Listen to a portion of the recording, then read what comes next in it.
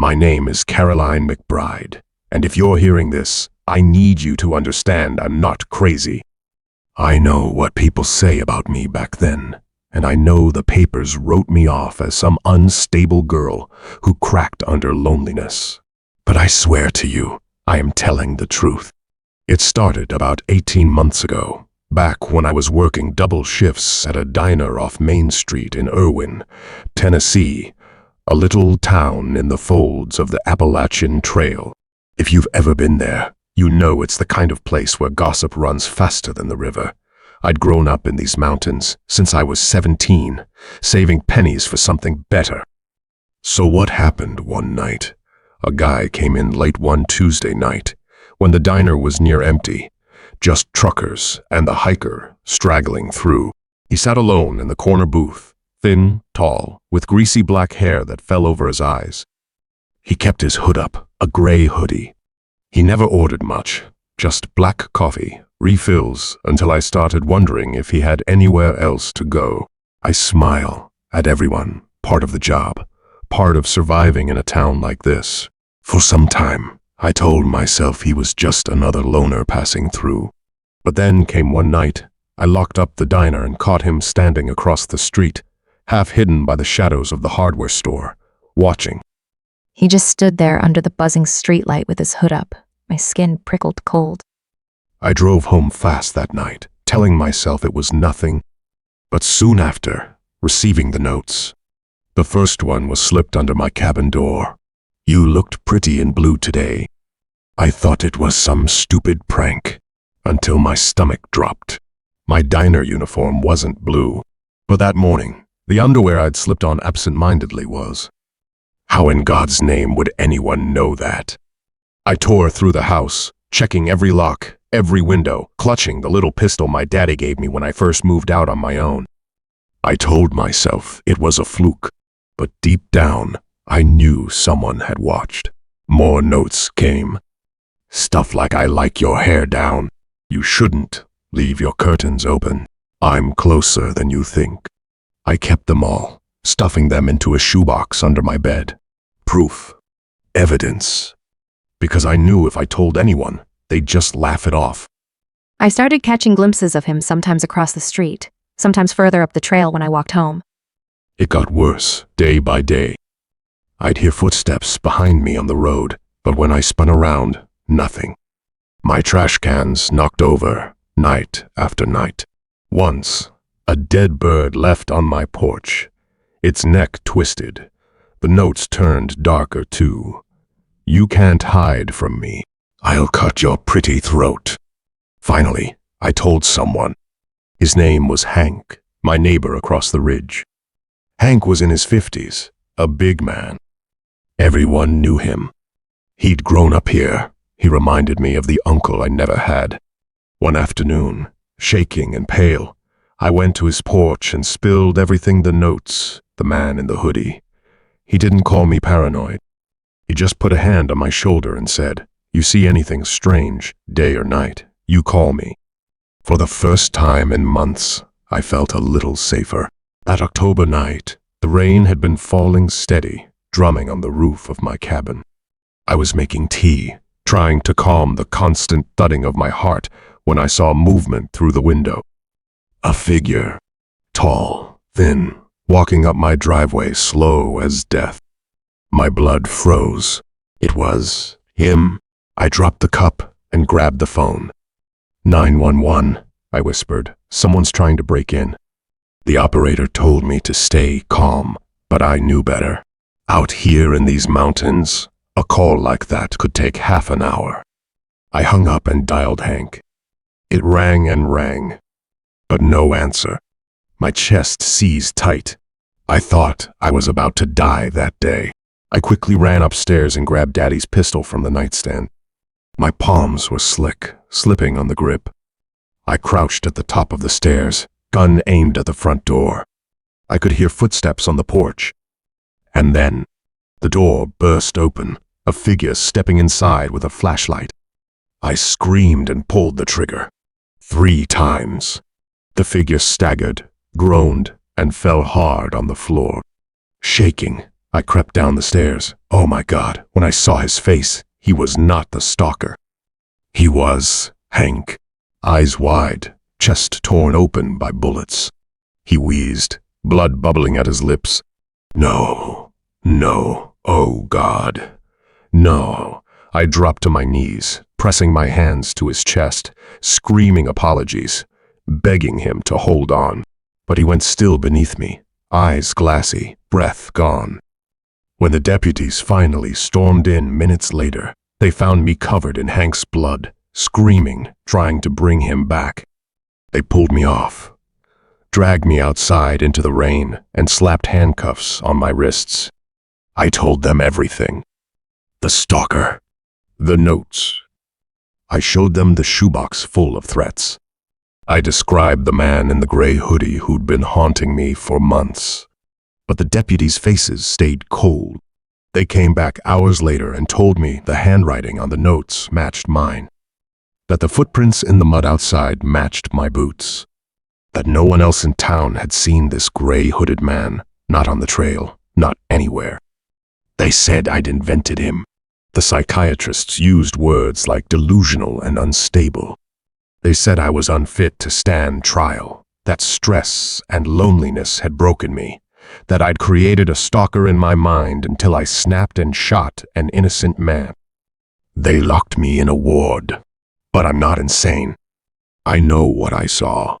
I know he was real. He was watching me, haunting me, tormenting me.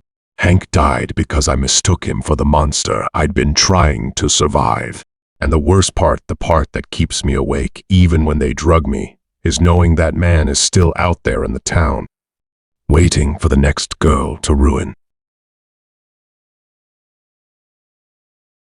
My name's Daniel. My best friend Marcus had convinced me to join him on a weekend camping trip, swearing the deep woods would clear our heads after the grind of work. I agreed, thinking it would be nothing more than good beer and a night under the stars. We reached the forest around 5 o'clock in the evening, with the sun beginning to dip low behind the ridges. The trail we picked wound several miles in, a rugged logging road that eventually narrowed into a dirt path. My Honda Civic rattled the whole way, but it carried us far enough until Marcus spotted a clearing near a small pond. It was about half a mile off the main road. The place felt quiet, too quiet, in hindsight. We set up our tents about 30 feet from the pond's edge, leaving the car parked just a few feet off the trail. We finished eating sandwiches and cracking a couple beers. The night had come down hard. A full moon sat high above the canopy, spilling pale light across the clearing. I must have dozed off around midnight, because when Marcus shook me awake in the morning, I was stiff and groggy. He was standing by the car, his hand frozen on the windshield. That's when I saw it too, a single piece of paper beneath the wiper blade. In thick, black letters, it said only one word, leave. Oh my God. My stomach dropped. Marcus let out a nervous laugh, muttering something about local kids playing games. He tried to shrug it off, but I could see the unease in his eyes. Someone had been walking around our campsite while we slept. Someone close enough to touch the car, maybe close enough to look in our tents. The thought made the back of my neck crawl, I swear to you. We argued a bit. I wanted to pack up and head out, but Marcus wasn't about to let a scrap of paper ruin the trip. It's just a scare tactic, he said, forcing a grin. We'll move camp deeper in. Whoever left it won't follow us. I agreed. Pride got the better of me. Neither of us wanted to admit we were spooked. By noon, we had the gear packed and the car crawling another mile deeper into the forest. The path narrowed, even branches scraped against both sides of the car, the kind of place where you know turning around won't be easy, honestly. Eventually, Marcus found another clearing about 200 yards down a side trail. This spot felt more isolated, buried so deep beneath the trees, the sky barely broke through. Perfect, Marcus said, slapping me on the back. I didn't say what I was thinking, that it felt like we were burying ourselves alive. We set the tents another 30 feet apart, Marcus insisting on more space than the night before. The air was colder here. By late afternoon, We opened beers again, but neither of us was in a joking mood. I kept glancing at the tree line, around 5 o'clock, with the sun dipping low and shadows spilling across the ground. Marcus suggested we cook dinner. We just pulled the cooler out when it happened. "Danny," my friend whispered, and when I turned to see him frozen, staring down the narrow track leading into the clearing, my heart lurched. A man was walking toward us. He was about few yards away, moving slow. He wore jeans, heavy boots, and a baseball cap pulled low over his brow. But what made my blood run cold was the scarf wrapped around his face from nose to chin. In his right hand was an axe. "Oh God," I muttered. We stood there, near from the car. If he charged, we wouldn't have time. Marcus hissed, "Get in the car." And the man kept coming. He never spoke, never raised the axe, just kept his eyes locked on us. Finally, Marcus snapped out of it. He grabbed my arm and ran towards the car. We slammed the doors. Marcus shouted, "Go, go, go!" The man stepped forward, raising the axe shoulder high as if ready to swing. Then he leapt aside, the axe missing the windshield by inches. Marcus insisted we call the police from the safety of the road. As we pulled over and used a payphone outside a gas station down the highway, we kept it anonymous. We didn't want to admit we'd been camping illegally, but we told them everything. The officer on the other end was calm. We never heard back, and we never followed up. I kept replaying that moment over the weeks, but we stopped going on weekend camping trips after that, especially deep in the woods. The time when it happened, we were just a dumb 20-year-old college kids.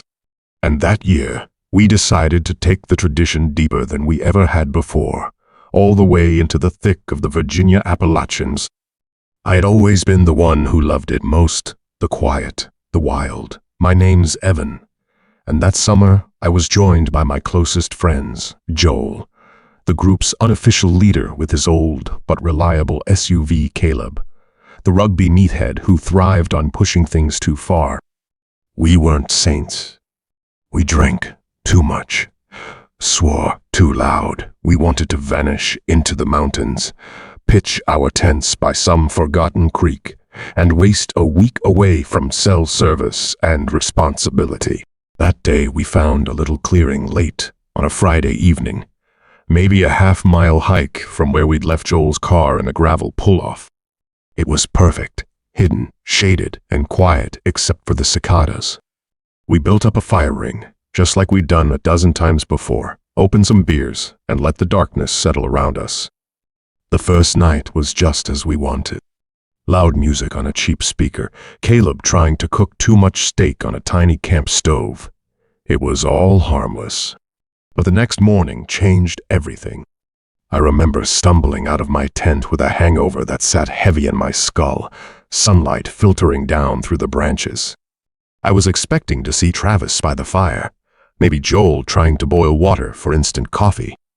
Instead, I froze when I saw movement at the far end of the clearing. An older couple, heavy packs, were pitching their tent in the adjacent space just 50 feet from ours. Out there, in what we thought was our own secret spot, they looked out of place. Joel was the first to wave and call out, "Morning, need a hand?" The man turned, and I swear my stomach dropped. Even with the beard, even with the years that had stretched his face into something rougher, I recognized him. "Mr. Armand?" I blurted before I could stop myself. He looked at me, then he smiled.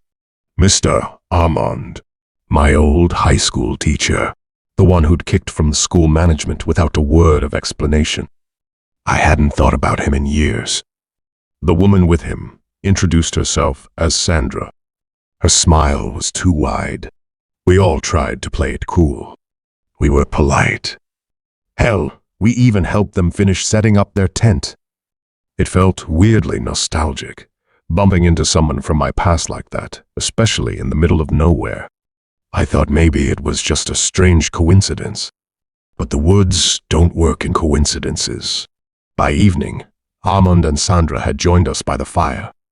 We brought plenty of food, and while they contributed nothing, They were eager to eat what we offered.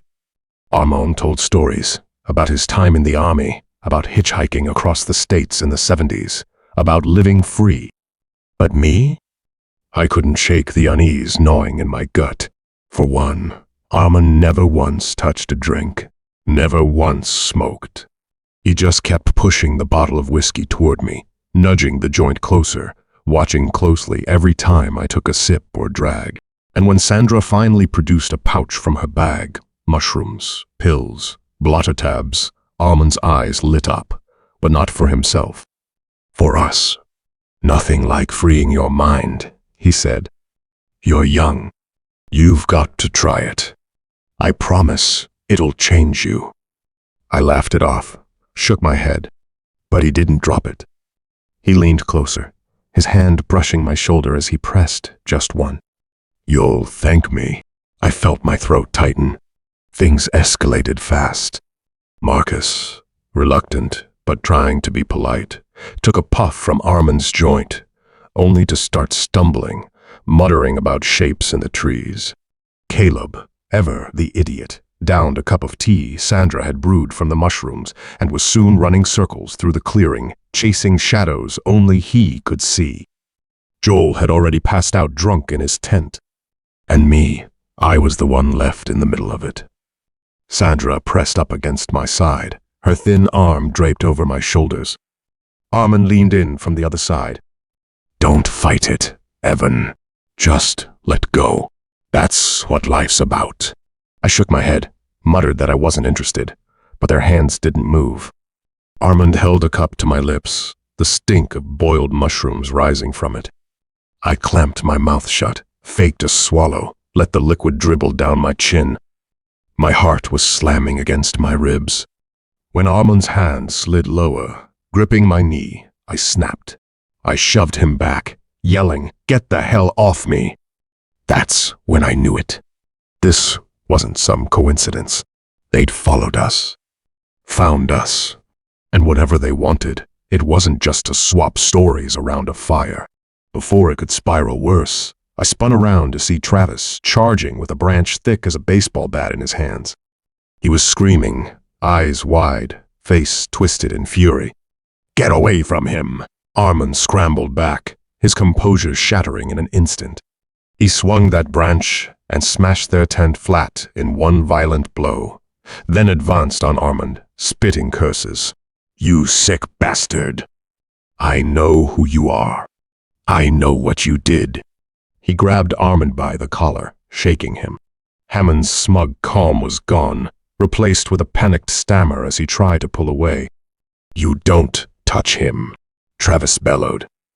I sat frozen, heart pounding, half believing I was hallucinating. But then Travis forced them stumbling into the trees, driving them away with threats and that furious... The next morning, I woke with a pounding head. The fire burned out, the others groggy and confused. Joel rubbed his eyes, muttering, "What the hell happened last night?" Everyone barely spoke.